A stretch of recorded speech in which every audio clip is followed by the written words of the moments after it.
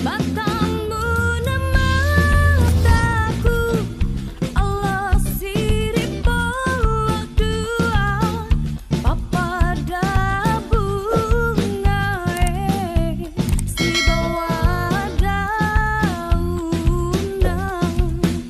alemu aleku udani tori masih di rana si toto.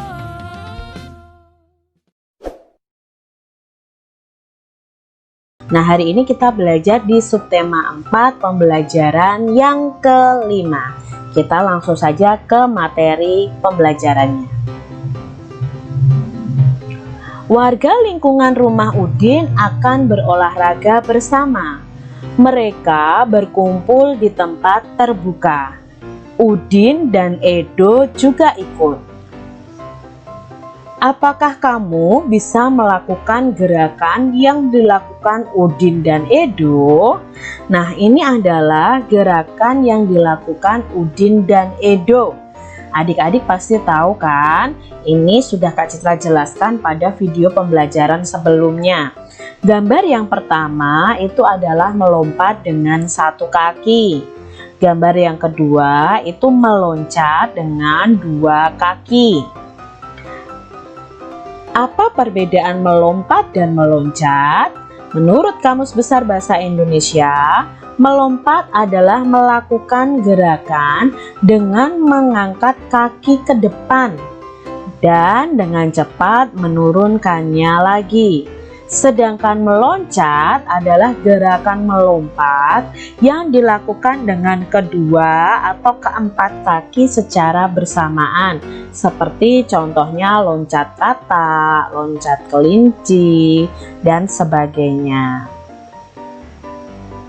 Nah, di sini Udin juga melakukan gerakan meloncat beraturan ya. Di sini gerakannya beraturan, meloncatnya ke arah depan itu secara beraturan.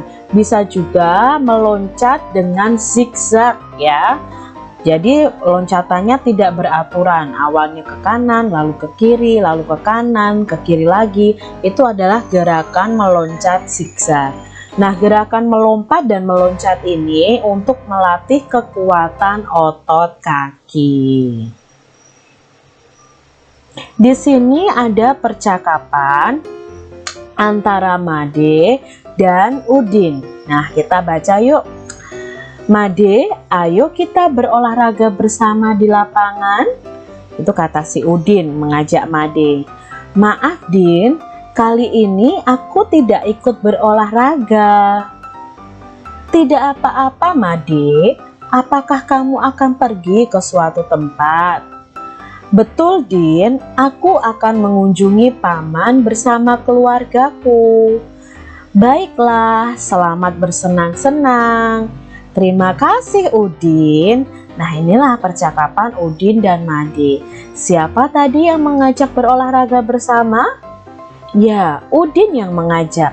Apakah Made bisa ikut berolahraga bersama? Tidak, karena Made akan pergi ke rumah pamannya bersama keluarga. Nah, di sini ada kalimat penolakan yang diucapkan oleh Made. Maaf Din, kali ini aku tidak ikut berolahraga. Jawablah pertanyaan-pertanyaan di bawah ini. Ya, ada pertanyaan. Kita jawab berdasarkan percakapan si Udin dan Made tadi. Siapa yang mengajak berolahraga pada teks di atas tadi? Ya, yang mengajak adalah Udin. Apa maksud ajakan Udin? Tadi Udin mengajak apa adik-adik? Ya, Udin mengajak Made berolahraga di lapangan. Siapakah yang menolak ajakan? Yang menolak ajakan siapa? Made. Mengapa ia menolak ajakan tersebut? Karena akan mengunjungi paman dengan keluarganya. Coba tuliskan atau kalian sebutkan kalimat penolakan yang diucapkan Made. Ya, Maaf Din, kali ini aku tidak ikut berolahraga. Jadi kalau kalian menolak sesuatu harus dengan kata-kata yang baik dan sopan. Ada bacaan olahraga bersama. Warga di sekitar rumahku akan berolahraga bersama. Kegiatan tersebut dilakukan di lapangan. Di perjalanan menuju lapangan, aku bertemu Made. Aku mengajak Made untuk ikut berolahraga. Namun Made tidak bisa ikut. Made akan mengunjungi pamannya. Tiba di lapangan sudah banyak anak yang berkumpul. Mereka sedang melakukan pemanasan. Kami berolahraga dengan kompak. Kami senang berolahraga bersama. Nah, ini adalah cerita Udin ketika berolahraga bersama. Kalian bisa praktekkan atau membuat cerita jika kalian pernah berolahraga bersama teman-teman kalian. Kalian bisa tulis nih ceritanya. Misalnya kalian bermain sepak bola bersama. Ceritakan tentang keseruan bermain sepak bola bersama. Made menolak ajakan Udin dengan sopan. Sikap Made dan Udin menunjukkan kerukunan dan persatuan. Menjaga persatuan dan kesatuan di masyarakat sesuai dengan pengamalan sila ketiga Pancasila. Tentu adik-adik masih ingat lambang dari sila ketiga Pancasila. Nah, sila ketiga Pancasila ini berbunyi Persatuan Indonesia. Maka kita harus menjaga persatuan di bangsa dan negara kita Indonesia ini. Contoh penerapan sila ketiga Pancasila di masyarakat. Nah, sila ketiga disimbolkan atau dilambangkan dengan pohon beringin. Apa contohnya? 1. Bangga menggunakan barang-barang dalam negeri. Ya, tidak malah bangga menggunakan barang luar negeri. Mempelajari tarian-tarian daerah nih adik-adik. Kalau kalian suka menari, kalian bisa mempelajari tarian daerah. Itu juga merupakan penerapan sila ketiga Pancasila. Berteman dengan teman dari berbagai suku, tanpa memandang agama, tanpa memandang asal daerah mereka. Bekerja sama menjaga keamanan lingkungan sekitar.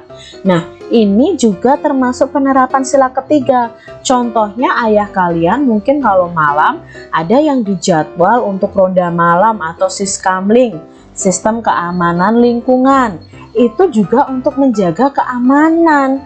Dan kalau daerah kita atau masyarakat kita aman, maka di situ tercipta persatuan.